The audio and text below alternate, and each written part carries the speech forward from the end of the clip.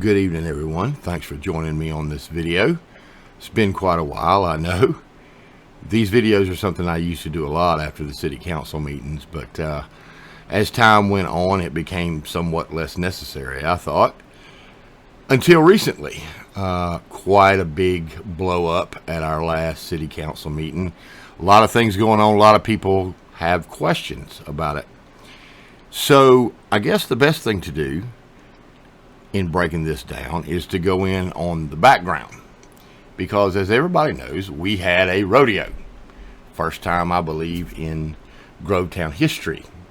The American Hero Pro Rodeo came to town April 15th and 16th, and this was a huge event. Okay, Friday and Saturday night, plenty of vendors, full range of rodeo activities. Everybody that I've talked to said it was great. They had a wonderful time, and it was a big event. It was heavily sponsored by lots of people here in the area. You had the city of Grovetown right here up top, gold sponsor. People like Queensboro Bank, SRP was involved. Our own District 4 council member, Dewey Galius, was a sponsor.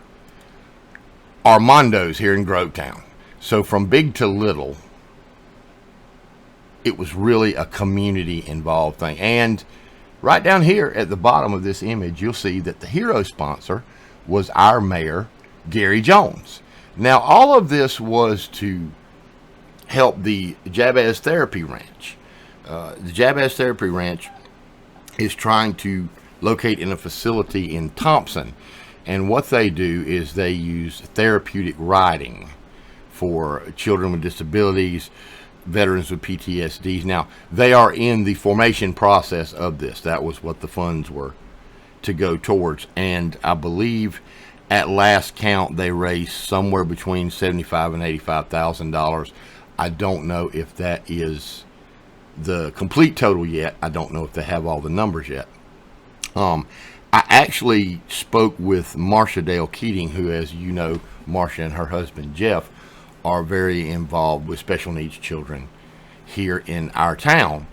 And she mentioned that there were riding facilities like that. The closest one, I believe she said, was in Aiken, which was quite a drive for her. And one in Thompson would be pretty handy.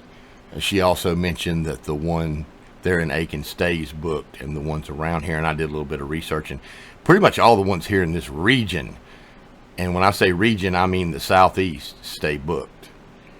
So there is a need for this.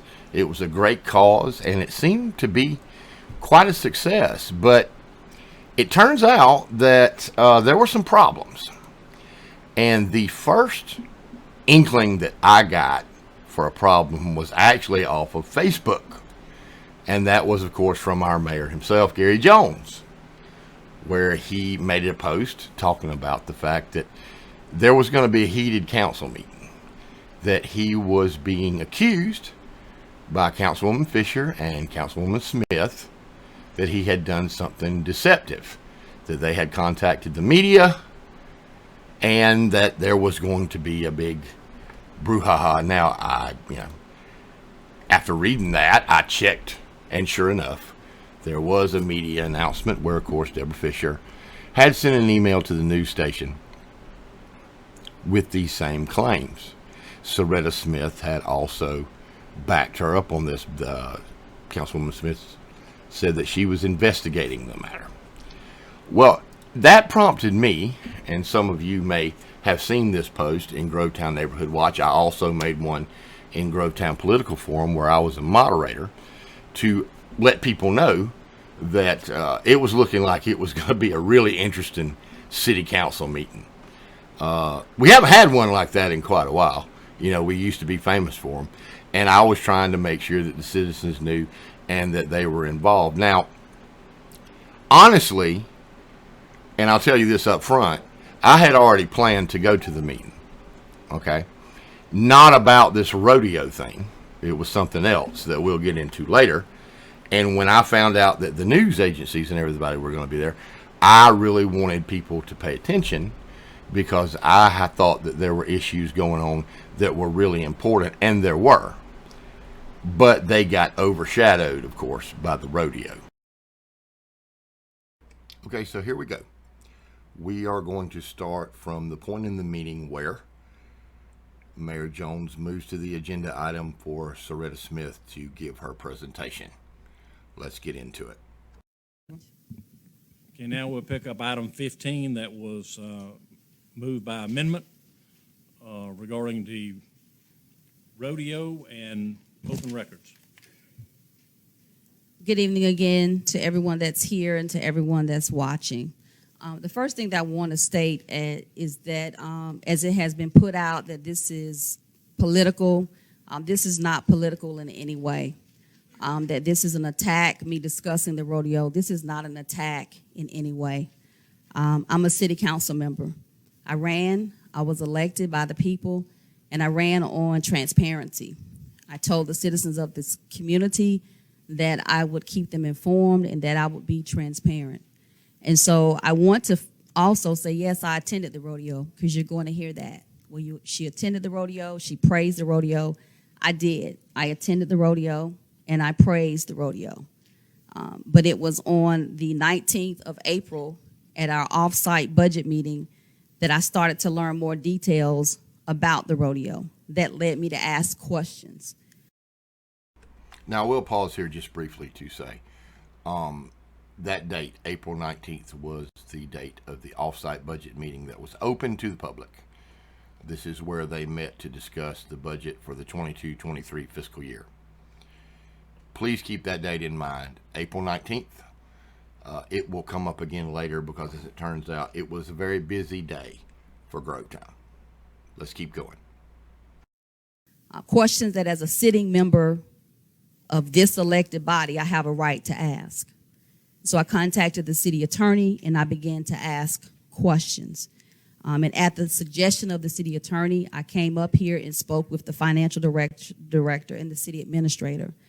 And within hours of doing that, I received emails from the mayor revealing that there had been 3 to 4 meetings that had taken place about the rodeo.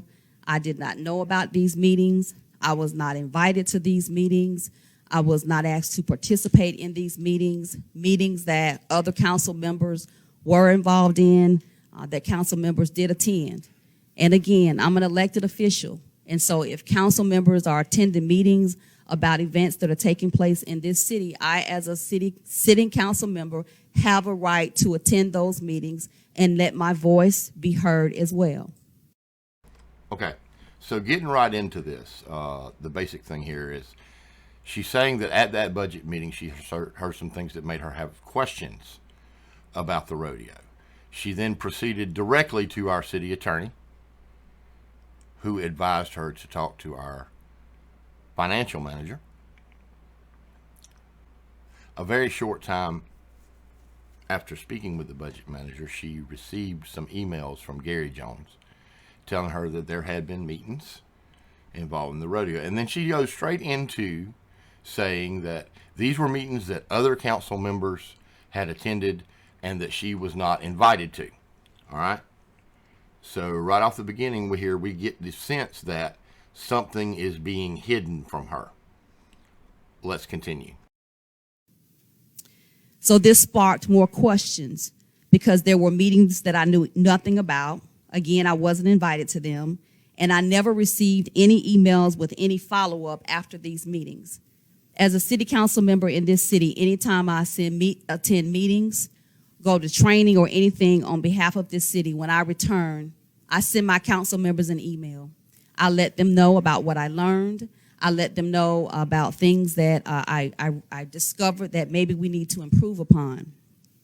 And so this isn't the first time the information has been withheld from me as a council member, and it's not the first time that I have addressed my concerns to this body about the way that we do not share information and the lack of information being shared. And so that led me to do an open records request. Okay. So apparently, according to Councilwoman Smith, this is an ongoing problem. Enough of a problem to where she felt compelled to ask for an open records request to get the answers that she needed, because She was not being invited to meetings. Information was not being shared with her. Okay. All right. That's not sounding good. Let's keep going. And when I did the open records request, this revealed to me that there was months of work that went into preparing this city for the rodeo. This city was not ready to have a rodeo logistically. It was not ready. And so it revealed to me the hours of manpower that our employees put in to preparing this rodeo during their regular duty day while we were already short-staffed. Just by looking at the information that I received in this open records request, our employees worked to the bone for months on this rodeo. And we were not staffed to host this rodeo. We had to offer double time to compel our already exhausted employees to work this rodeo after they had just worked the Easter egg event the week prior. There was pushback on having this rodeo based on the open records request that I received, and it was ignored. And to say that the employees of this city, what the employees of this city went through to prepare this city for the rodeo was arduous is an understatement. The request again revealed that there were several meetings and conversations about the rodeo. I was told that these conversations began in January with an email that was sent to council members about wanting to have the rodeo in April. However, in the open records request, I discovered an email from as far back as 9 December where there was conversation about having meetings for this rodeo. So the first mention of this was in December.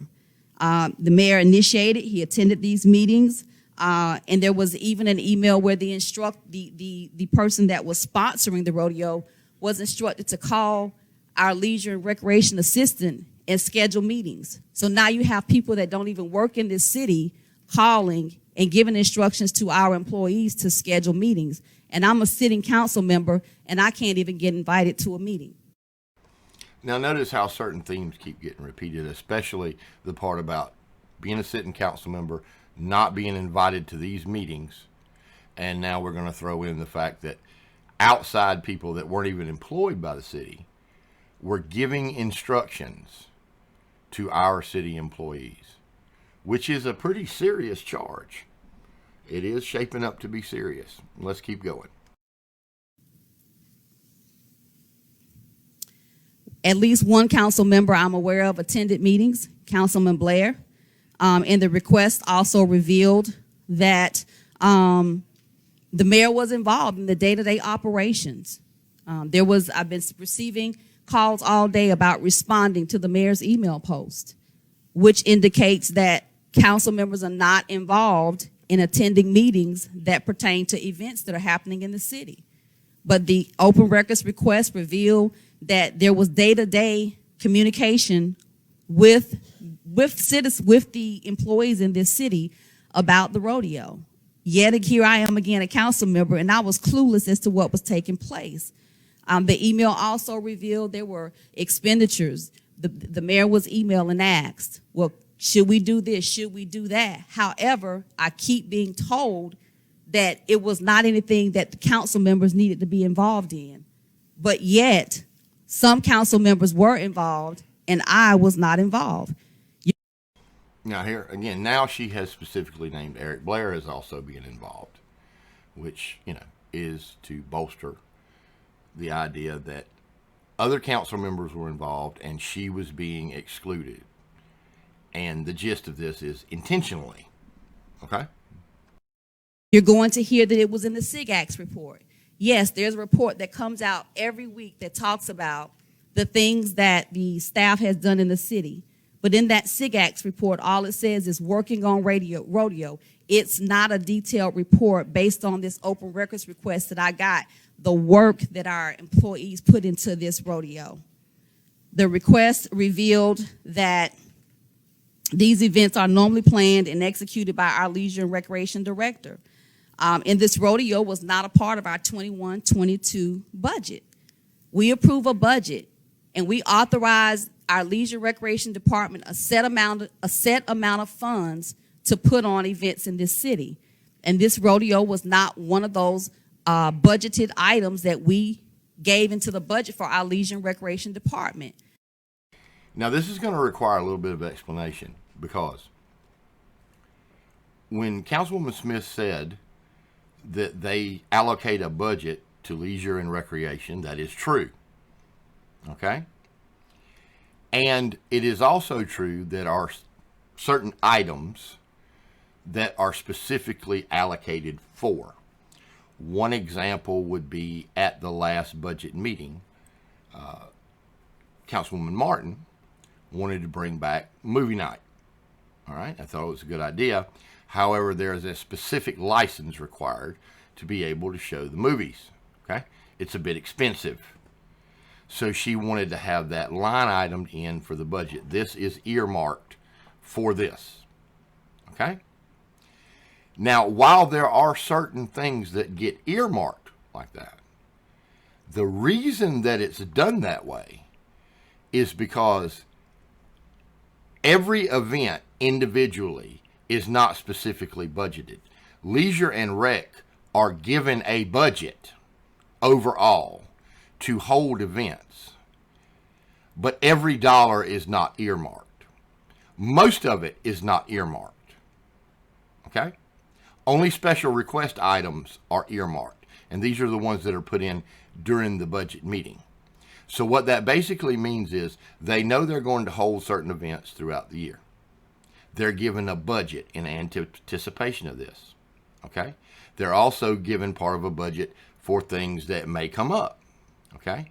But once that budget is allocated, it is at the discretion of the Leisure and Rec Director, David Carlin. Okay? So it's really important to remember here that the Leisure and Rec budget does not spell out where every dollar goes. Let's keep going. I was not aware of this. I did not discover until the off-site budget meeting that Leisure Rec didn't come up with this idea, that it wasn't something that was already in the budget, but that it was the money came from somewhere else. You're going to hear that the total cost for the rodeo was $30,178.41. You're going to hear that the work hours, the man hours that was put in for this rodeo was 730 man hours, and that the double overtime was $34,259.95. And you're going to hear that these are separate costs, and they're on different line items. But at the end of the day, $64,000 was spent on this rodeo, an amount that could have covered an entire year of events. And you're going to hear that we have a purchasing policy that gives the city administrator up to $50,000 to spend without it having to come before a vote before the council. Well, when I read that purchasing policy, and I understand that I believe in empowerment in the workplace. We have a city administrator. We should allow her to do her job. I believe in workplace empowerment. But when I interpret that administrative, I'm thinking of if there's a leak in the roof, if a air conditioner breaks down, if the heat goes out, if we need a copy machine, if it's something that pertains to the administrative and the day-to-day running of the operations of this city, not a rodeo. Okay. And the policy that Councilwoman Smith is talking about was passed in 2020 when John Waller was city administrator. And what they basically did was they said, okay, the city administrator, because of the type of government that we have, is pretty much responsible for everything, okay, day to day. And there are times that things are time sensitive or things come up. So let's give them a budget. And the budget agreed on was $50,000. The city administrator is authorized to spend up to $50,000 for anything in the operation of the city without having to come to council for approval. Okay? That is true. And so if one council member can walk in off the street and say, hey, I want to do this, and we keep it under budget, then no other council members have to be involved. No other council members are made aware. No other council members the information is not shared, and we have some extra money, then we just take extra money and put on an event. But I promise you, if I walk into this city next week and say, I want to bring Mary J. Blige here, let's make it happen, it's not going to happen. Now, this is the part where you're going to start hearing some things a lot. Earlier on, you heard the phrase, you're going to hear. Okay? And this is a political debate tactic that's really nice. It's good. It works very well. It's one that I've used myself. See, what you do is the arguments that your opponent is going to use against you, you say them yourself. And then you give your own rebuttal. That accomplishes a couple things because, number one, it takes the full force out of the opponent's rebuttal. And number two, it gives you a chance to tell the audience why they need to ignore that, why that is not an argument against your case. Okay? You're also going to start hearing a lot of ifs. If someone can walk, a council member can walk in off the street and say, I want this. Okay. That is another tactic. Okay, which everybody is probably familiar with. You've seen it for 20 years on Fox News. You don't actually come right out and accuse somebody of something. You ask the question. Okay? Because you can say basically anything and put a question mark behind it. You can make anything a hypothetical, and you're not making an accusation. But at the same time, you're giving the full impression that that's what's happened. And what starts happening here is the narrative becomes that Mayor Jones came in and said, I want this, and we're going to make it happen. Okay? Let's keep going. And so it was not fair for one member of council to walk in and say, this is what I want to do without consulting with all of council. Some of council was consulted with. And this has been an ongoing issue since I stepped into this seat. I went to training. I came back and I said, I believe that we are not operating under the correct form of government. Our charter calls for this body to operate under a council manager form of government. I did a PowerPoint presentation to kind of gently nudge everybody to say, we need to get back into operating under a council manager form of government. You can go back and review the Facebook Live.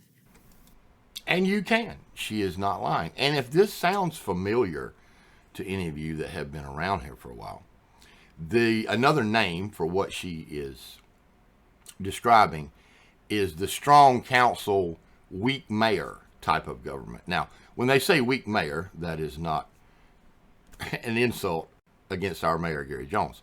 What they mean is the mayor's power is severely limited. Most of the power resides in the council as a body. And if this sounds familiar to you, this is exactly the sort of thing that Councilwoman Deborah Fisher talked about quite a lot after she was elected and for a good time after. Because we have a city administrator who is responsible for the day-to-day operations of this city. We are all council members, and we should not be involved in the day-to-day operations of the city. You have elected us to conduct policy, legislation. That is what we're here for.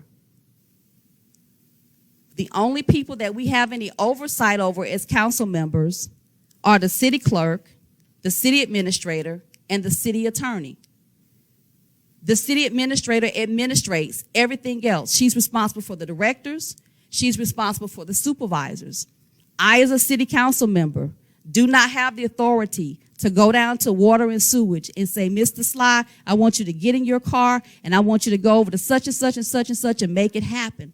I don't have the authority. No council member has the authority to do that. And she's absolutely right in what she's saying. No council member or the mayor has the right to do that. But what they can do, and what they often do as council members and mayor, is, for example, go over to our yard guys and say, hey, I got a complaint from a citizen that their bulk trash has not been picked up in a while. I think that's a problem that recently Tina Huffman had.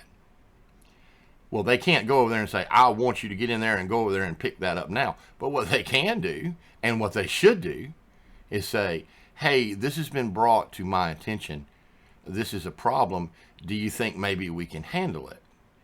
And then, of course, you're going to get some cooperation, because, see, that's what government does.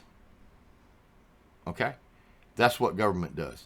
Another key thing here is she is reinforcing the fact that Elaine Matthews, not the council, Elaine Matthews is the one that has supervision over all the directors and all of the supervisors. Everything that goes on in the city is the responsibility of Elaine Matthews.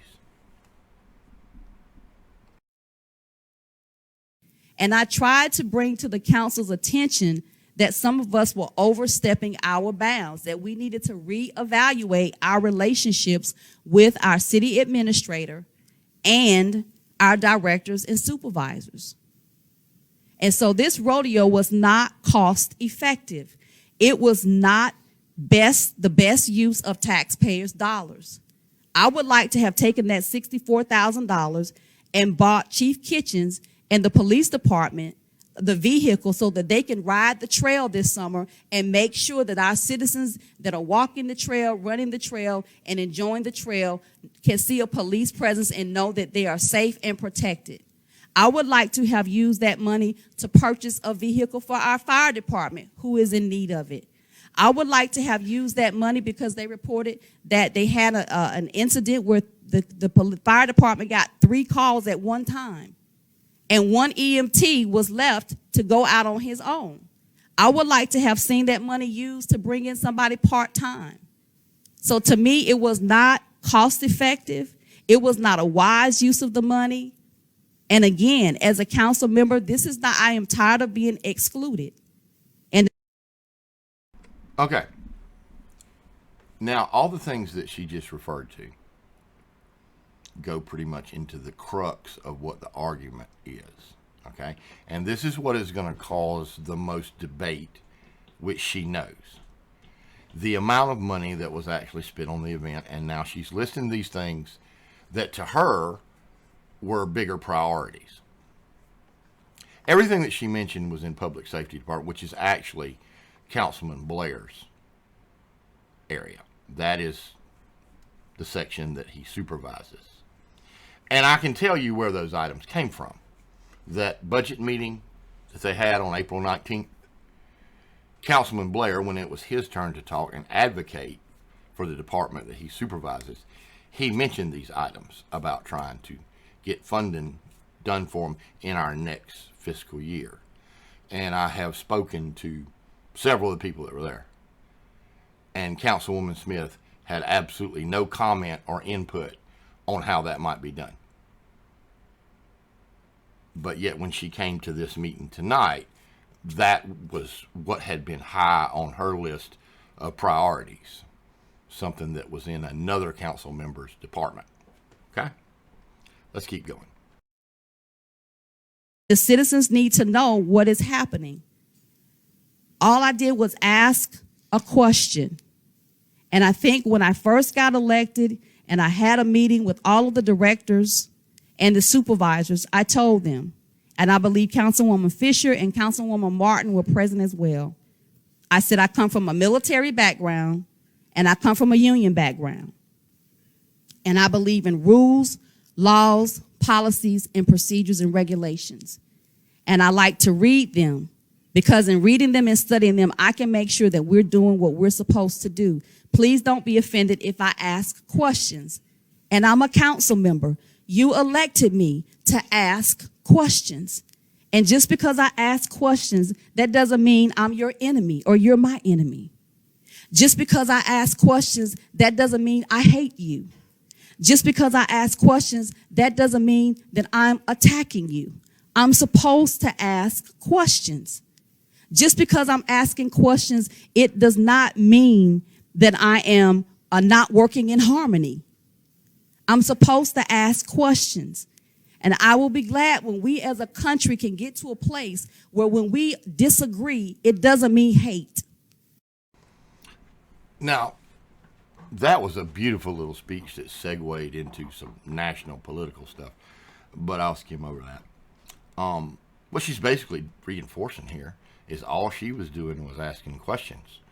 She had questions and she wanted them answered, and she's saying that she's had trouble getting these answers. Now, you'll notice that not once in that speech or in any of the rest of the meeting that you're going to listen to is she ever going to say what questions she had.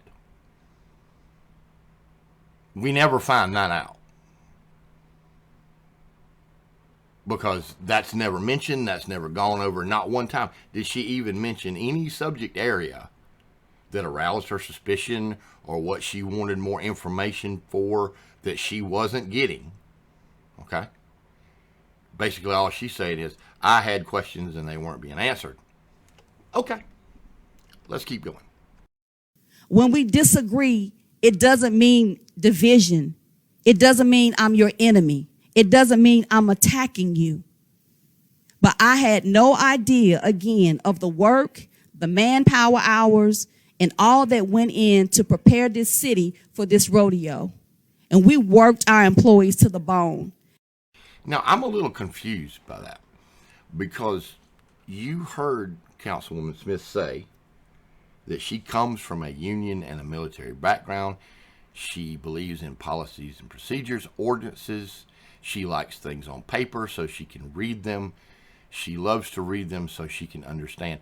And she mentioned earlier that you would hear that there is a SIG-ACTS report, and she is correct. SIG-ACTS, significant acts. We get the same report every week on Facebook. Significant activities that happened that week during the city. So not only do they get a piece of paper or a few pieces of paper with that on it, we as citizens get that, which shows what everybody in the city is doing. Okay? Week by week by week. And Councilwoman Smith says that she reads it.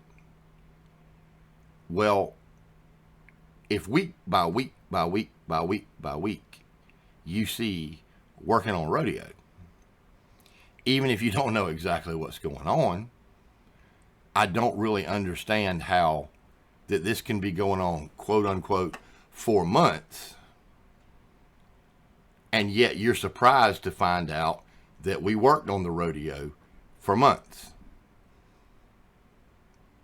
But maybe she'll explain that. Let's keep going. And they were tired. And we should do better by them.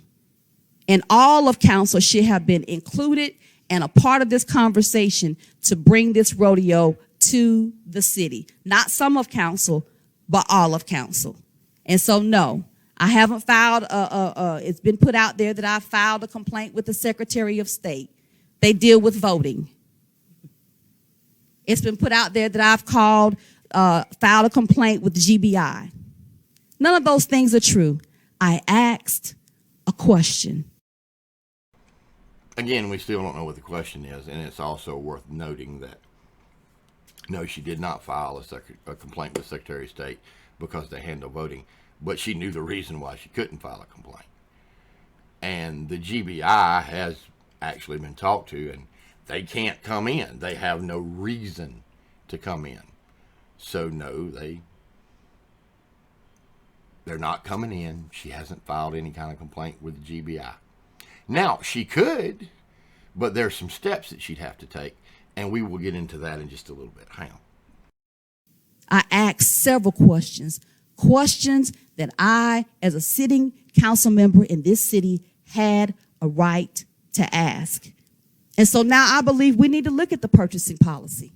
I think we need to revisit the purchasing policy, because if one council member can walk in the city and keep it under a certain amount of money where it stays under the radar, where the other council members don't have to be notified and involved, that's a problem for me. That's a problem for me, because now I, as a council member, I can't keep an eye on the taxpayers' dollars. And we should not, as council members, abuse our authority and our power to strong arm our city administrator and our directors to wield something that we want. Now, on that, I agree with her in theory. They should not be using their position of authority to wield something that they want. But you see that without coming out and saying it, she is giving the impression that that's exactly what Gary Jones has done. Okay? I'm sure all of you will agree with me watching this. She seems to be saying it. She just doesn't outright come out and make the accusation. She makes the insinuation because she had questions. Let's keep going. And to the employees of this city, I filed an open records request. It was not because I distrust any of the employees in this city. It's because I had questions, because I understand that you only do what you are instructed to do. But I had questions. Had there been transparency, had there been openness, had I been invited to the meetings, then I would never have had the questions. And so we need to revisit some things. We need to revisit that purchasing policy. I know it was just passed in 2019, but to me, it's too loose. It's too loose when a member of council can walk in and say, this is what I want to do. And as long as we keep it under a certain dollar amount, and you can put it on this line, and you can put it on that line, and you can say that there was nothing illegal done. But at the end of the day, we spent over $64,000 on one event. Okay, and correction there, I said 2020, it was 2019. Sorry, with COVID, the years have kind of run together. Again, reinforcing that narrative that somebody can just come in and demand what they want, giving every impression that that's what happened. I'd also like to give you a little bit of background on that purchasing policy. See, it wasn't just about throwing some money at the city administrator, because those of you that have been here for a while know that for decades, the government that previously ran the city, they controlled everything. Okay, they controlled all the money, they controlled everything, to where just to run the city, city employees, city administrators, supervisors had to come and clear every dime. Now, some people may think that that needs to be the way it is. Okay? That's not a very realistic approach, because every time you have to come to council, you have to have a meeting, you have to announce it. Things do not get done very quickly or at all when you do it that way. And it was also a move towards doing something that Ms. Smith said that she believed in, which was empowering your employees. If you hire someone as city administrator, you need to trust them with at least some of your money. You have to. It's inherent in the job. Okay? But to her, we need to look at this purchasing policy, because to her, if you can go in there and do this and hide things, again, saying if, but given every indication that that's actually what happened. All right? Now, that was the end of her part of this. Let's go ahead and let Councilwoman Fisher speak next. Thank you, ma'am. I would like to just say something small here. And I want you just to bear with me for a minute. Thank you, Councilmember Smith. She said most of what I had on my mind.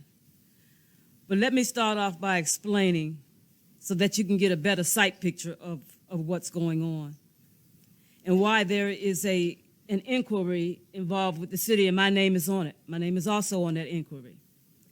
The city of Grovetown just like what the state considers other small cities, has a government run by a weak mayor and a strong council.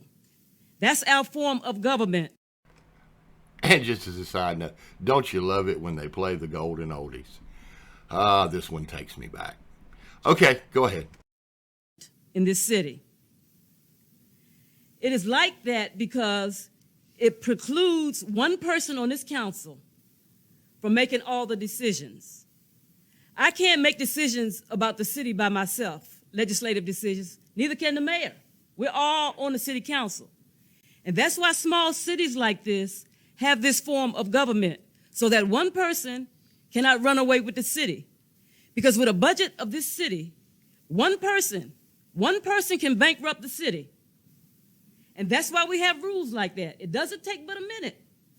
One person can bankrupt this entire city because this city is not big. Now, a city like Atlanta, they don't have the same rules. They have a mayor that can make more legislative decisions because that's the way the city is modeled. But small cities like this, when things happen like that, it's dangerous. It's dangerous to the city, it's dangerous to the taxpayers, it's dangerous to just the well-being of everybody in the city. Now, this is a very serious matter, and I don't want to take away from this, but I have to tell you, and a lot of you out there are going to understand this, I find it highly ironic that Councilwoman Fisher is given this speech about the dangers of what one person can do with this city if they are allowed free rein, and how you have to be vigilant, okay? I find that highly ironic, but I'll get to that in a bit. One of these items that the city council is responsible for overseeing is finances. And when I say city council, I don't mean that person or that person. I mean city council. We are in charge of the finances in this city. When it comes to budget, spending, taxation, mill rates, anything to do with finances and appropriations like what we're talking about with the rodeo, all city council members must be involved. They must vote on issues pertaining to the finances of this city. And that's important because once we let it get away from us, I'm telling you folks, it's a problem. It's a problem for this city. Because if you look out there and you go to some of the meetings we go to, we have cities that can't even afford sewer and water. We have broke cities that can't even afford to pay a police force. We don't want to look like that in the future. So it's better for us to make sure that we're doing the right things and holding everybody accountable. Because if we let one person run the finances of this city, and this is not the way the ordinance is written. The city ordinance has anything to do with finances, it's the city council. It's not the mayor, it's not one city council member, it's not two, it's the city council. So small cities are designed this way to protect the city. However, if someone on this council does something differently than what the ordinance calls for with our city money, unilaterally by themselves, then it's up to this city council to call them out. Every member of this city council should be on this inquiry because something happened that shouldn't have happened. And every member of this city council should be concerned about that. Not just me, not just one other person, but every member, because this is the finances of this city. And we can't just sit back and let the city run away from us. So I'm concerned, and every city, and I was voted in office by you. And it's my job to be concerned. It's my job to follow the money and be concerned because I'm concerned about my city. And every council member up here should be speaking right now because they should be concerned about this city. And that's how it works. It just takes one person, one incident, and then it keeps going. But we can't let it happen like that. We can't let it keep going like that. We can't let one person start spending money on their own, having private meetings without council, spending money that's not voted on. Because if we do it once, it's going to happen again and again. And we're going to be looking like one of those cities that don't have any money. We can't pay our employees because we've lost track. But I just wanted to explain to you why I was on the inquiry. It's nothing personal.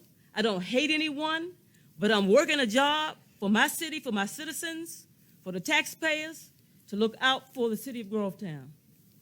And that's what I'm going to do, folks. So I just want to let you know that I don't have anything personal. This is just an inquiry that I got involved in because of my concerns. Thank you, Mr. Mayor. Thank you, the rest of the council members. That's all I have. Okay. And once again, you know, they paint a dire picture. It's nothing personal. There's no hate. There's nothing like that. They're concerned about the city. Because if one person can just come in and spend all our money, you know, if they can do that, they can bankrupt this city. We'll be in trouble. We'll be like Detroit. That's not what we're going to be. All of it together, designed to give you the idea, and they did a great job of it, I'll give them that, to give you the idea that that's exactly what Gary Jones did. Came in and just unilaterally decided, hey, I'm going to spend this money. It hasn't been approved by council. I'm going to have some secret meetings. I'm going to keep them in the dark, and I'm just going to do what I want to do. Okay. All right. Well, Mayor Jones had a reply to this. Let's see what he had to say. Okay. As you notice, there was no interruption to either one of you, and I would expect the same courtesy when I speak. First of all, let me say that the financial status of this city is better now than it had ever been in the history of this city. The audits that have been presented and conducted are clean audits. We've never had those before. The finance director that I have sitting right here is certified, has a license to do what he does. So we don't do anything that's improper. The city administrator has the authority to sign, and you heard them talking about that. They are separate. We do not include overtime and wages in the event line code. We never have. Now, if there's a problem with the purchasing policy or whatever, then present it to council and let's change it. But I'm going by what we have in place now. So, having said that, the Easter egg hunt, the summer jam, Halloween, the July 4th barbecue, the Christmas festival and parades, all of these cost an astronomical amount of money. We don't make money on these events. We don't. None of these events are brought before council to approve for the overtime or approve what's spent at the function. All events are grouped into the events itself. They're not individualized. So I've done nothing improper. I encourage to bring the GBI in and look at everything I've done, because I have violated no law, no ordinance, no resolution, no policy. And I have the city attorney sitting here right now that can reinforce what I said. Now, I'm just going to jump in here and say that you don't have to take Mayor Jones' word for that. You don't have to take my word for that. I did not take Mayor Jones' word for that. I investigated everything that he said. And everything that he just said is 100% true. Okay? Now, again, what a lot of the debate and a lot of the fire is going to come from is the actual cost of what it took to put on that rodeo, the $64,000. I got news for you. If you knew what all the other events cost, and you're one of those people that want to micromanage every dollar that goes through the city, and you don't think any event or anything to show city spirit or to do things for the citizens is worth it, you're going to cut a flip when you look at the 4th of July barbecue. Because it's $30,000 just for the barbecue. Okay? And you're going to do a double flip when you look at the parade. After you add up closing down roads, getting all the public safety people in, getting all that. Oh, you really don't want to look at that. So if we're going to have a debate on that, it's going to come down to, are you going to understand that operating these things are a huge expense? They always have been, but it's something that a city does. And it's actually because of the way this city has been run the last few years that we are actually able to do these things now. because I'm sure that there are a lot of you who have been here long enough, like me, to remember when that was not the case. Okay? Let's keep going. Now, it was told that the two of you don't believe or trust our city administrator and our financial director or the city attorney. Now, if you can't trust them, those are the three key people that are involved in the operation of the city. Now, that doesn't make any sense to me. Ms. Fisher, you said something earlier, and this isn't going to require a response, but you said that all of council should have been involved in this investigation.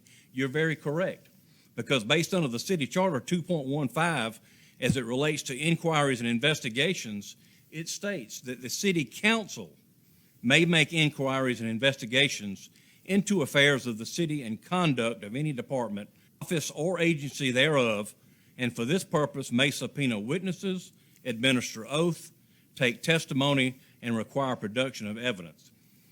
My interpretation, and I believe that interpretation would be that this is council as a whole, not two members. Not one time did either one of y'all go to the council members and say, let's hold an executive session, let's talk about this, bring it out before the public, and let's bring it to a vote. That wasn't done. And he's right. Now, I'm not sure about the technicalities of it, but when Councilwoman Fisher alerted the media and said that there was an investigation, and Soretta Smith said that she was conducting an investigation, and you heard Councilwoman Fisher call this an inquiry that she is a part of, that's actually a violation of the city charter, because it takes the entire council to do that. Some of you may remember, not so long ago, when Mayor Jones was elected, that was the problem that he ran into when he was trying to get an investigation into his claims that city funds were being mismanaged. And as this goes along, I'm thinking you may have started to notice the parallels here. What they're basically trying to do to him is make it seem like he's in the position that Vicky Capitello was in years ago. Now, I've got to say good luck with that. Okay? For real. Good luck with that. I try to do things in somewhat of an impartial manner. Everybody knows that I have been a longtime Gary Jones supporter. We do not agree on everything. I don't think you're going to find anybody that you elect that you're going to agree with everything on unless you elect yourself. But to try to put something like this out on Gary Jones, the man who is known for going around and sniffing out misconduct in police departments, in governments, who right now has a whistleblower lawsuit against another county that he was employed in because he brought things to their attention just like he did in Grovetown and paid the price for it. Didn't care. A man willing to sacrifice his career to protect the citizens against misconduct. You're going to try to pin that on him. Okay. Let's keep going. Yet, you may claim it was not an investigation. However, what you sent, Ms. Fisher, to the media says that the Grovetown City Council, specifically Councilmember Soretta Smith and Councilmember Deborah Fisher, are hereby planning moving forward with an investigation for potential abuse of authority, whereas the mayor of the city of Grovetown is believed to have engaged in deceptive practices. What only deception I've noted here is contacting the media and going further into this without coming to any of us to find out what's going on. I mean, nobody, not one of you have called me and asked me anything about this. No. And see, now this is verified by Councilwoman Smith's own narrative. Okay?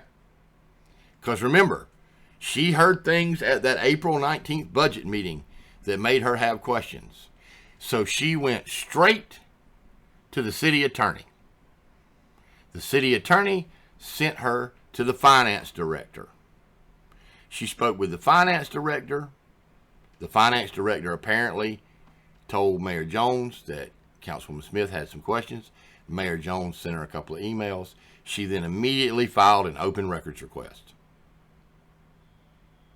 She did not call a special meeting of the council.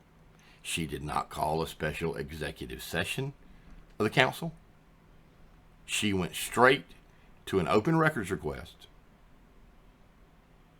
and then came tonight to present the findings, quote unquote findings.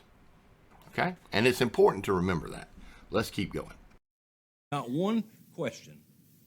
I could have cleared the entire matter up, but you chose to go through open records that cost, using the two highest paid employees we have in the city, cost the city about $2,500 to extract those records when you could have got that information free. But, oh, I forgot, you don't believe or trust them to, so you couldn't get that information that you believe to be accurate. So, you know, folks, I don't know what to tell you. You can believe what you want to believe, but I'm telling you the truth. That's all. And again, you know, he's right. This is going to be a pretty much who do you believe. If you look at this, you're going to see exactly who followed the ordinances and who didn't. But it's also interesting to note that Councilwoman Smith made that speech about, I filed the open records request because I know you do what you're instructed to do. Well, she said she had questions, and she went to our finance director and our city administrator and asked questions, and apparently she got some answers. It just seems like they weren't the answers that she was looking for. Is that what she said? I'm of the personal opinion, and this is my personal opinion, that they weren't the answers that she wanted to hear. Okay? So let's keep going. All I got to tell you. We had 4,200 people show up on Friday night and 4,500 show up on Saturday night. It was an excellent event. Now, is it something we'll do again? I don't know if I want to go through this headache again, but I know that the city enjoyed it. It was for a great cause. It helped people, veterans with PTSD. It helped children with special needs. And it raised, every dime that was raised went to this charity for that function. The city didn't incorporate any of that, take any of that money. We didn't expect to make a profit on it. Just like any other event we have, it was captured more so in this event than ever before because we wanted to know if we have another one, what it's going to involve logistically. And we were able to provide wonderful logistics. So to talk about we couldn't handle it, we certainly did handle it. I have received nothing but praise from hundreds of citizens about the way that they were ushered in and out. And I'm afraid I have to agree with him. Now, there may have been some complaints. I haven't heard them. We had actually, as a side note, planned to attend the rodeo. We wound up not going. That was my mother and my stepfather made a surprise visit to spend the weekend before my son's birthday with him because they were going to be out of town for his birthday. So we were not able to attend. So I do not have any firsthand knowledge of how the logistics went or how it went back and forth. But I'll tell you what's got me convinced. See, I have a friend named Carla Harrison. Okay? Many of you may be familiar with Carla. She lives over on Lakeview, which is right there by where the event happened. And if you know Carla, you know that if something bothers her, she's going to talk about it. And if she thinks something was done poorly or wrongly, she's going to talk about it. And then she's going to talk about it some more. I love you, Carla, but, you know, I'm telling the truth. When Carla Harrison goes out of her way to talk about how surprised she was at how well things were handled, folks, I'm here to tell you that's good enough for me. And I'm just going to leave that one there. Let's keep going. So I talked with one of the rodeo, they talked about secret meetings. Excuse me, just one second. Well, it wasn't secret meetings. The meetings were held with rodeo people and all of the directors that were involved in what was going to take to run the operation. I was there, and Eric Blair showed up for one. But now, if I opened it up to other council members and we had more than two sitting there, what does that do? That creates a quorum. That's a violation of the Sunshine Law. We can't do that. Now, a lot of people don't understand that, and I know that we had a couple of provocateurs in the Facebook chat for the live stream when this was going on. Let me explain to you about the Sunshine Rule. What Mayor Jones is talking about there is, at any kind of meeting or event meeting like that, each one of these council members has their own department, okay? And you can have a meeting for an event or for whatever, okay? And typically it's the council member that is supervising that department that is at a meeting. And you can have another council member attend the meeting, or you can have the mayor attend the meeting. What you cannot have by law, and it's called the Sunshine Law, is you cannot have a quorum, which for us would be 3 council members or 2 members of council and the mayor at the same meeting without certain steps being followed. You have to announce that this is going to happen way in advance, the same way that they have to announce planning and zoning meetings, the same way that they have to tell you that city council meetings are going to happen way in advance. That's part of what's called the Georgia Sunshine Law.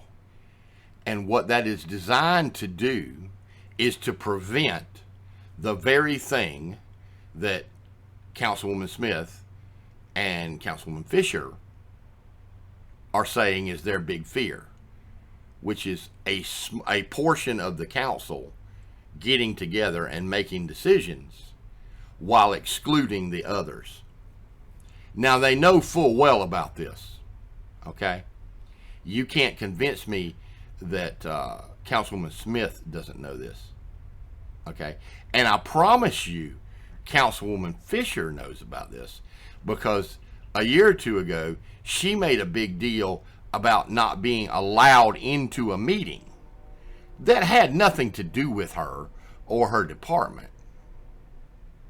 But the reason that she wasn't allowed in was the Sunshine Law. Legally, she could not go in. And of course, there was nothing untoward that happened in the meeting. There was nothing underhanded. If there could have been anything that she could have proven, you would have heard about it by now. I believe we all know that.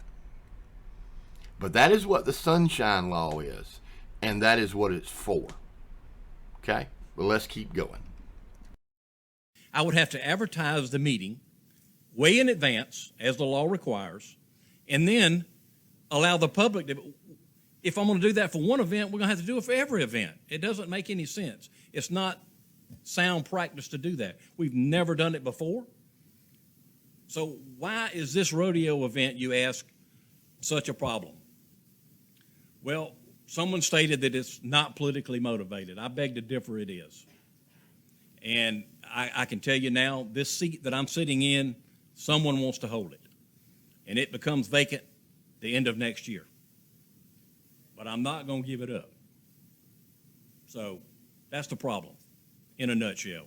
You say what you want, but that's what it is. I don't think I have anything else to cover. Okay.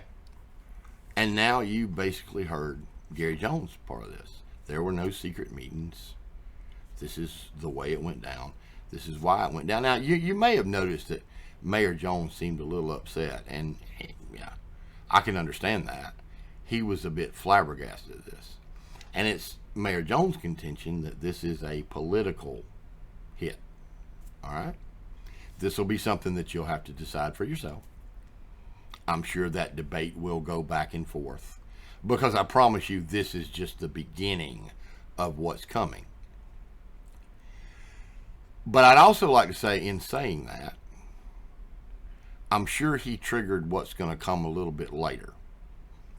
But we'll get to that. Hang on. Let's listen to Councilman Blair. Do you have anything you'd like to say?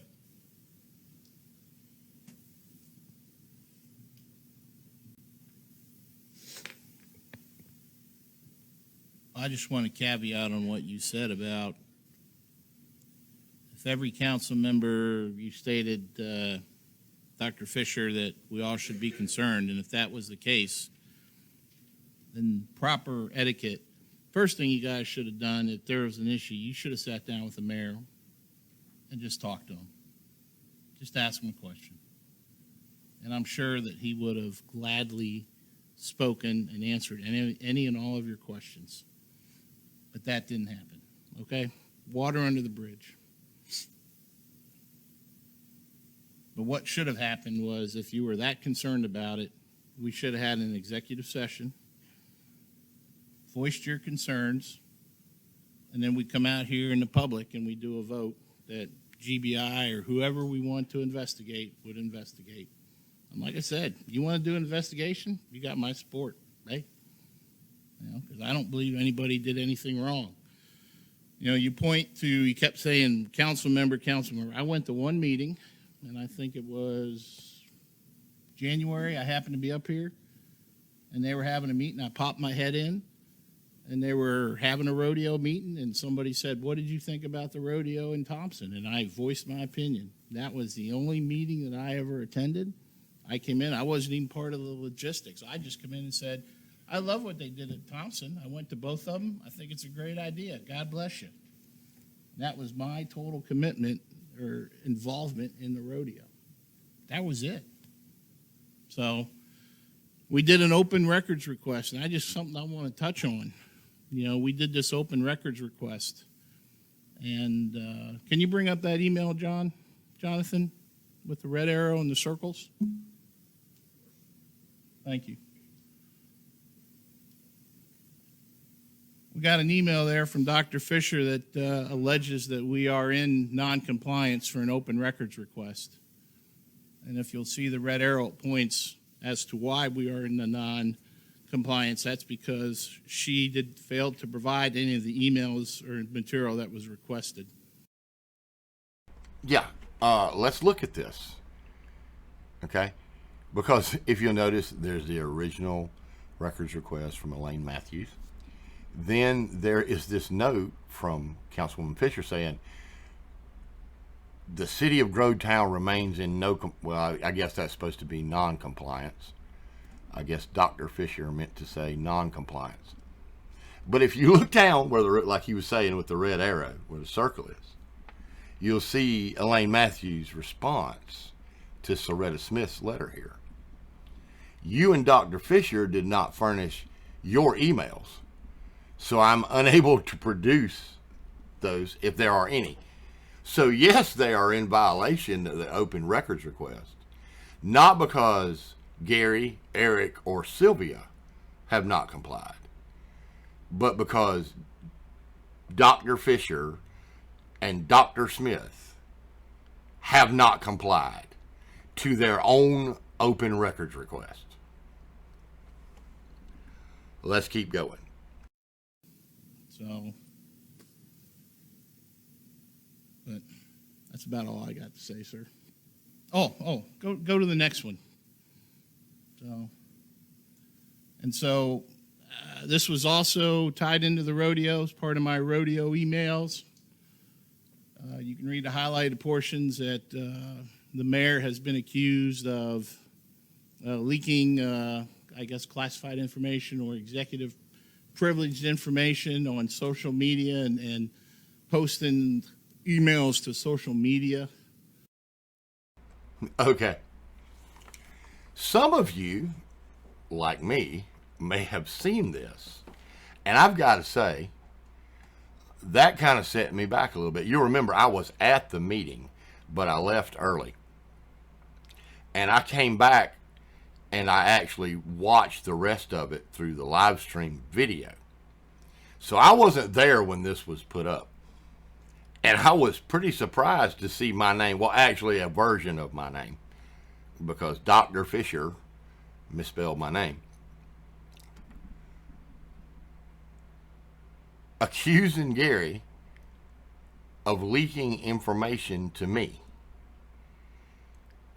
which is, I guess ironic, because took me completely by surprise. You'd think if he was leaking information to me, I would already know about this email, and I would have already known about the rodeo thing, which I found out from Facebook.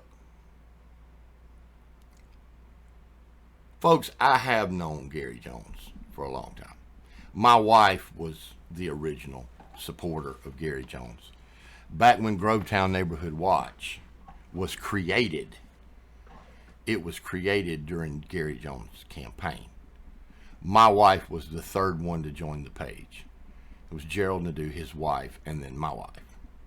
My wife was a Gary Jones fan back when he was chief of police here in Grovetown. And when everything blew up, she was the one that got me interested in what was going on. And then, one day, my partner and I were working in, I believe it was Thompson. Yes, it was Thompson. And for lunch, I went to the Huddle House, and I'm a smoker, so I went out to smoke. And there was a lady sitting outside. And we struck up a conversation. And I was talking about the fact that I was from Grovetown. And she said, well, they got quite a mess going there. And I said, yeah, but my wife keeps talking about this guy, Gary Jones. And she seems to think that he's going to help clear this up. She's got a lot of faith in him. She likes him. She keeps saying that he had good upbringing. And the woman smiled at me. And that's how I met Gary Jones's mother. And I found Mayor Jones to be very easy to work with.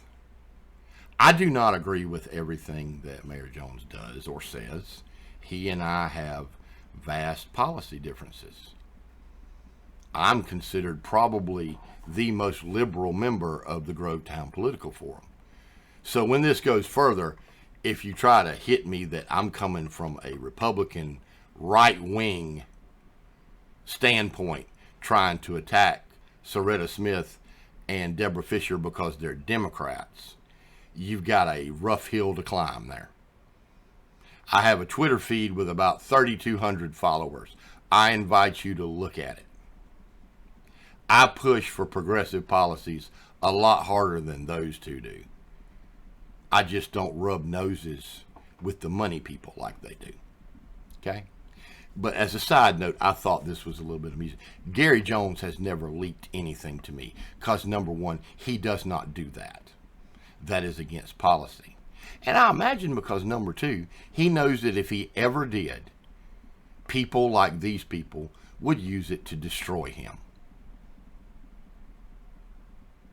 Let's keep going. I'd like to say that I don't really believe that's true, because if it was true and you had some evidence, you'd have been up on the Secretary of State banging down the door. So if you do have that evidence, I'd like you to produce it to all of council. So that's all I got to say, sir. Thank you, Jonathan. Ms. Martin. All right, and before we get to Sylvia Martin, I know I kind of went off on a tangent there about the email, but I laughed about that for a couple of hours, to be honest with you. There you have it from Eric Blair. He didn't attend any secret meetings. He wasn't invited to a meeting. He just happened to go by and stick his head in, and there was a meeting going, gave his opinion, and left. And again, nobody asked him any questions. Nope. Went straight to the city attorney. All right. Let's hear what Councilwoman Martin has to say. Would you like to address before we close it out? Sure. I'm usually known as the peacekeeper on council. I try to think about what I'm going to say before I say it. I was under the impression that everyone was pleased with the rodeo. I mean, that's what I thought. I went both nights. Everybody seemed to be having a great time. The workers that I, talked with and everything, I never once heard them complaining about having to work overtime. So I just assumed, or, maybe I assumed too much. I just assumed that no one was complaining about the overtime they had to work. I'm sure, yeah, everybody was probably exhausted, but I think that everyone that I heard or that I interacted with was excited because they had raised all that money for a worthy cause. I never heard that it was $64,000. The last amount that I heard was $34,000. I did not know about an open records until I read the email, so I was shocked about that. I wish it had never escalated to that point. I feel like as adults that we should be able to get along together and interact with each other. And if we have questions, just ask people. Let's just open our mouths and ask. That's all we need to do. We are adults. We all have brilliant minds, or I don't think we'd be here if we weren't. So, I mean, we need to interact with each other. And let's learn to get along. We are here for the common cause of working for our city. We all love our city, and we need to learn to get along and do what's best for this city and quit bickering. And that's all I've got to say.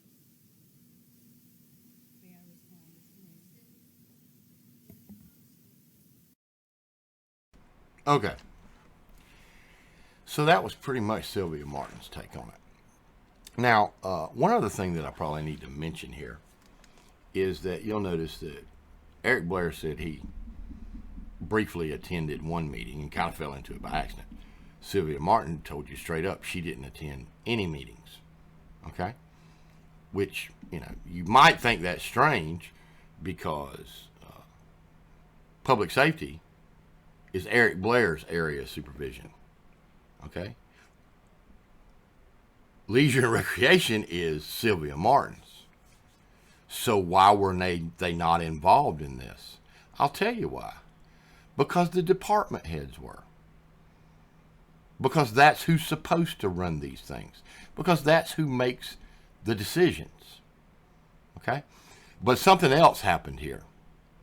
After Mayor Jones gave his speech, Councilman Blair, Councilwoman Martin reiterated that they didn't know anything about this and nobody asked them any questions.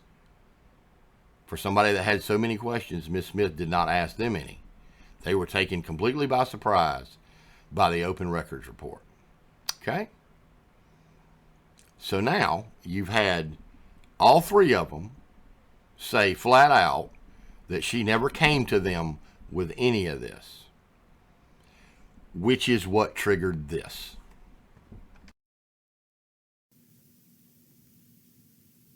Well, they should. I mean, Ma'am, you can't speak from the audience.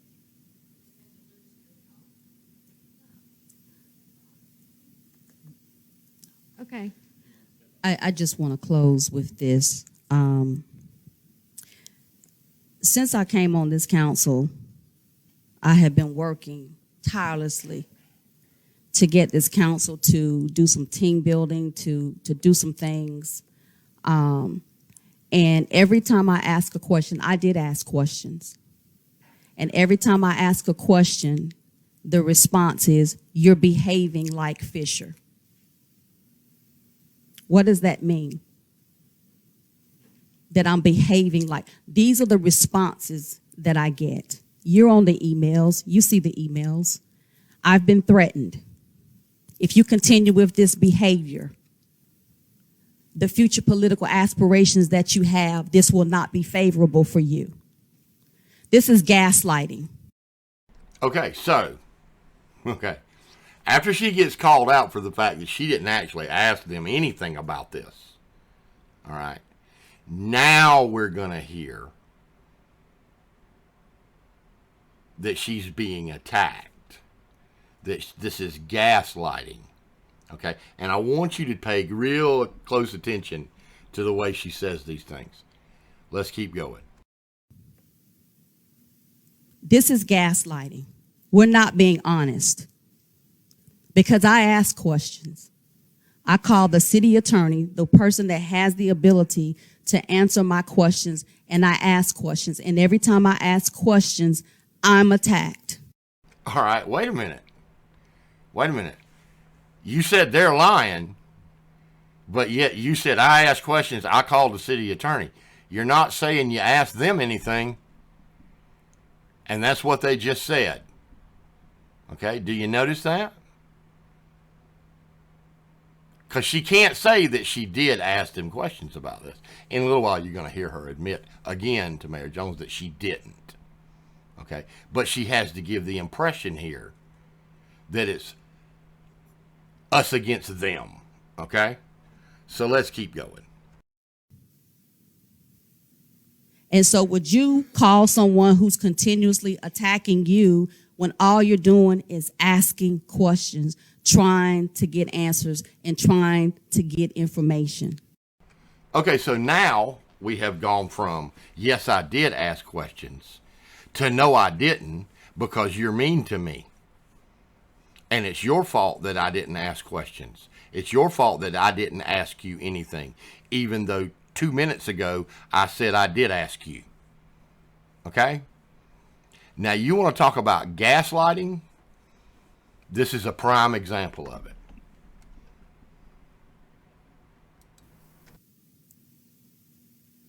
I have been working tirelessly, and I'm to the point where I'm no longer going to be silent because I'm not going to be dummied down. My voice and my vote is not going to be disenfranchised. And anyone who sits up here and says that how this rodeo went down, that for the mayor to walk into this city and go to the city administrator and the directors and say, I want to have a rodeo, and not have a discussion with any other council member about it, anyone who believes that is right, then that's problematic for me. Okay, see, and notice the segue there. Okay, she used some really cool buzzwords there. My voice will not be silenced. I will not be disenfranchised. Okay, strong political terms. All right, and then she switches to anybody that says that this went down correctly, this is a problem. Because she's got to get off the topic about whether or not she actually did ask them anything. Because it's already been shown that she didn't, by what they said and by her own words. But you have to stay on message here. It's really important that she stay on message, because it's really important that you feel the outrage that she wants you to feel, instead of paying attention to what's actually going on here. Let's keep going. Because again, if I walk in here next week and say, I want to do something in this city, it's not going to go down like that. I'm not going to be allowed to do that. It's going to have to come. It's out of, if nothing else, is out of respect. If nothing else, is out of that I am a council member in this city. And the email went out that there would be a discussion, and there was never a discussion. There was a discussion, but it didn't include me. It didn't include Dr. Fisher. If the other council members are okay that the discussion didn't include them, then that's them. Okay, and notice this switch. We've gone from there were secret meetings that other council members were not involved in, and we're being excluded, to, well, we were being excluded, and if the other council members were okay with being excluded, that's fine with them. So never mind that at the beginning of this, roughly 20 minutes ago, I said that they were part of the meetings and they excluded us. No, you need to feel the outrage. Do you feel it? But I want to be in the know. I want to know what's going on. When citizens ask me questions, I want to be able to answer those questions. I did an open records request because in the past I've asked questions. And I'm still waiting for some information and some law to support questions that I asked in the past, and I still haven't gotten the information about something that I asked last year. It's been a year. And so when I ask questions, I don't get the answers or I don't get the information. So now there's a legal way in place that I can get the answers to the questions that I need. It's called an open records request. I did nothing illegal. And she's right there. She didn't do anything illegal. She violated the city charter by opening an investigation by herself or with Dr. Fisher, and the city had to eat that $2,500. Because ordinarily, unless the council as a whole comes in with an open records request, anybody, you, me, anybody can walk off the street and file an open records request. What a lot of people don't know is the pay for the people that have to fulfill that request. You're required to pay that up front as a citizen. And if you come in there as a council member on your own to do it, you are supposed to be required to pay that as well.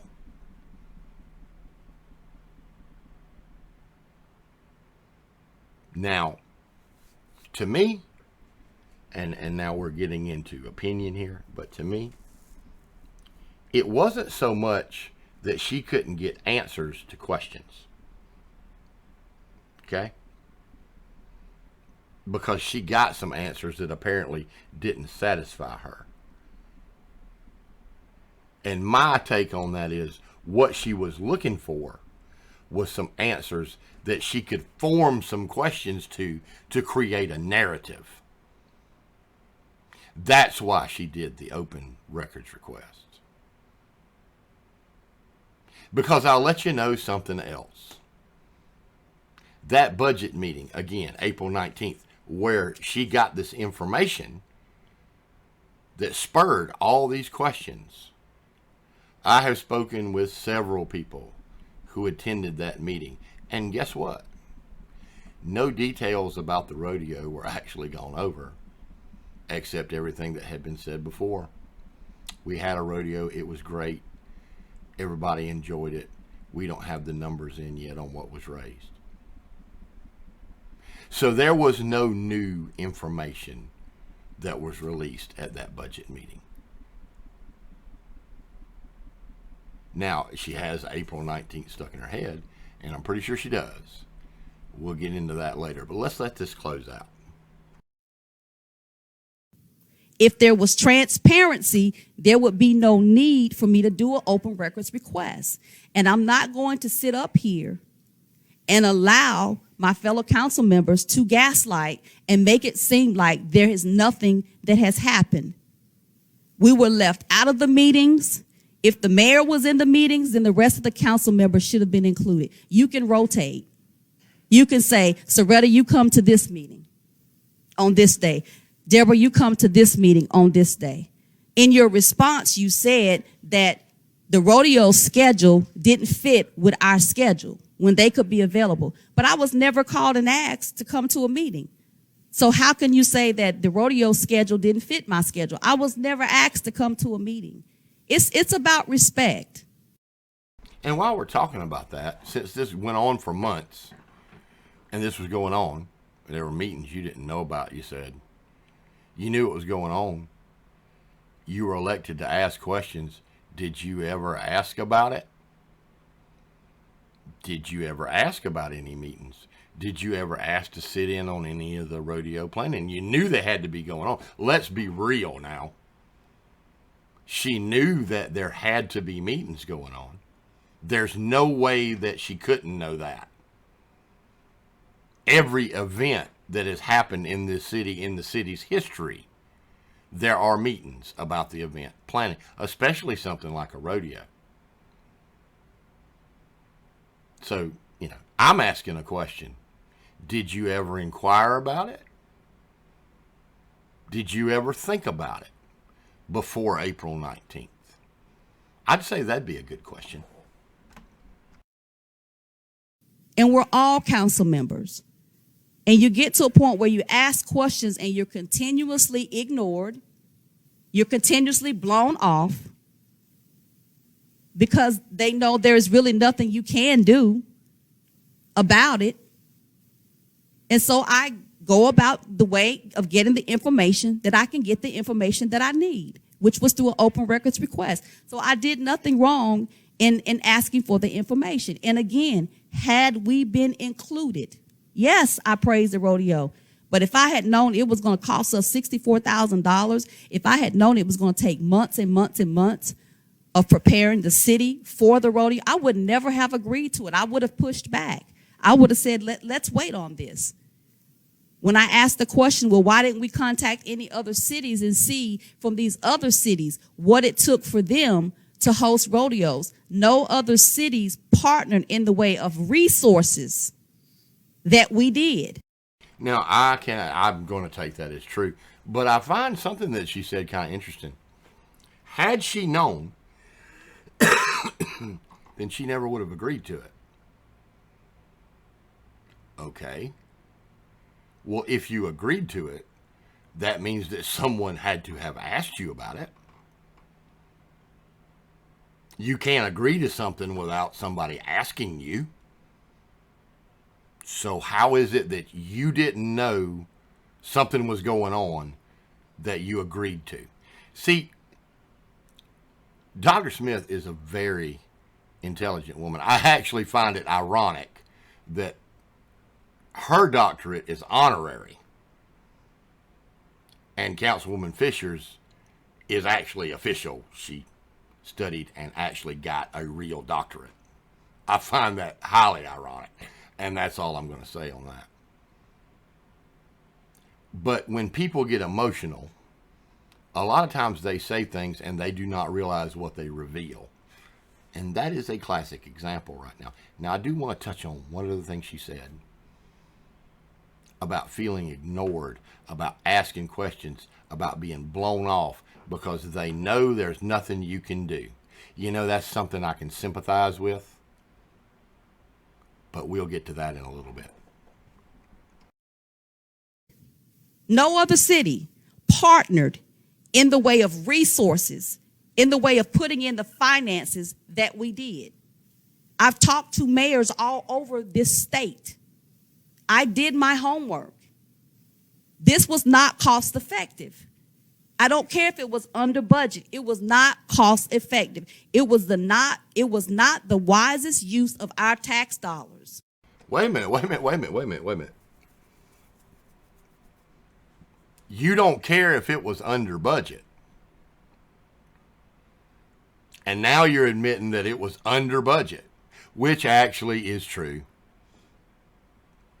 Because they talk about these years of events and how much we spent on this. What they're not telling you is the fiscal year runs out July 1st. Okay? We only have one more event to do on this year's budget, which is the SummerSlam. And I am told that there is more than enough money left in the budget to cover it.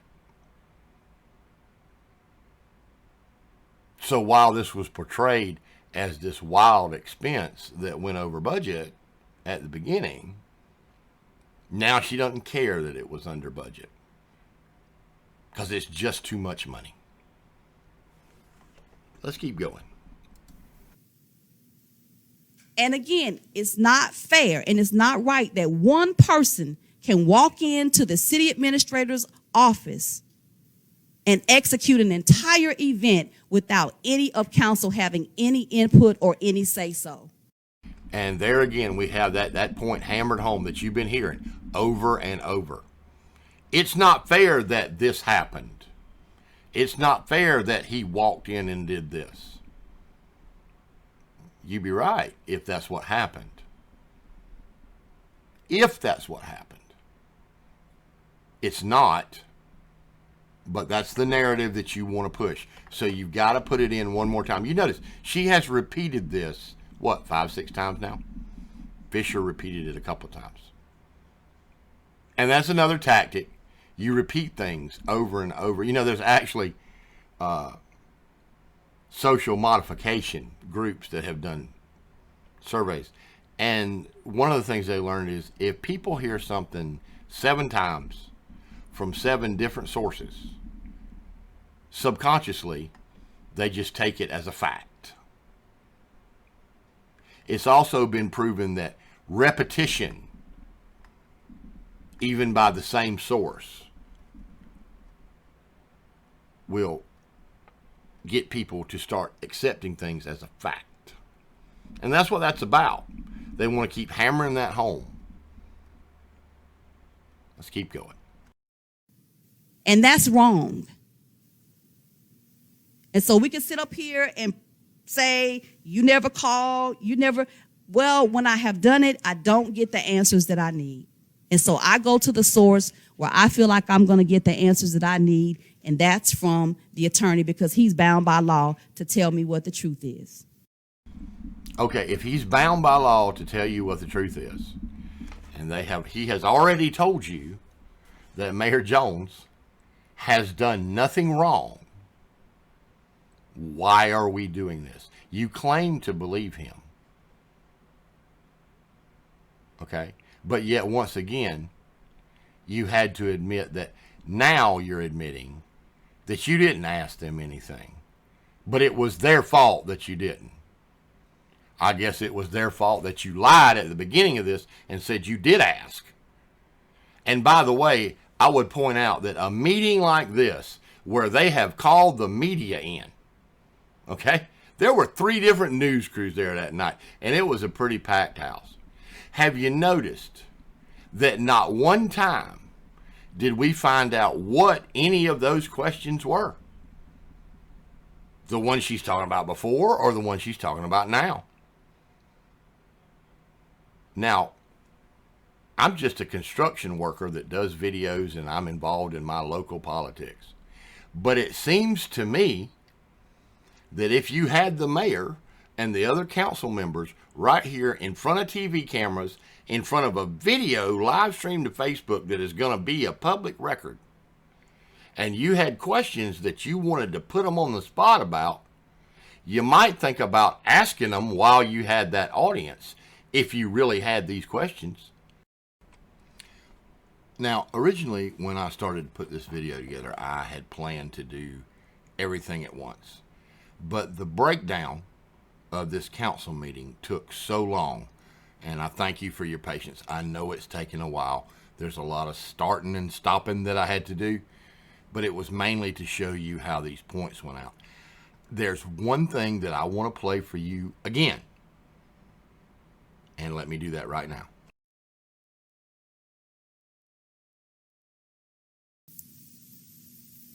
I have been working tirelessly, and I'm to the point where I'm no longer going to be silent, because I'm not going to be dummied down. My voice and my vote is not going to be disenfranchised. And anyone who sits up here and says that how this rodeo went down, that for the mayor to walk into this city and go to the city administrator and the directors and say, I want to have a rodeo, and not have a discussion with any other council member about it, anyone who believes that is right, then that's problematic for me. Okay, and that's what it all boils down to, okay? And what she's doing here is she's framing the argument. She's giving you a false choice. That is what all of this has been about, okay? It's been about framing this in such a way that you take it for granted that the things that she said that Gary Jones did are true, okay? The things that she said about him coming in and ordering them to do the rodeo and telling them to leave her in the dark and leave Fisher in the dark and spending money that he didn't have the authority to spend. The choice she's basically giving you here is anybody that goes against her is saying that that was right, even though she has not proven that that happened. Even though the points that she brought up about other council members being involved in these secret meetings got shot down by the other council members. Even though the city attorney has backed up Gary Jones in saying he has not done anything wrong.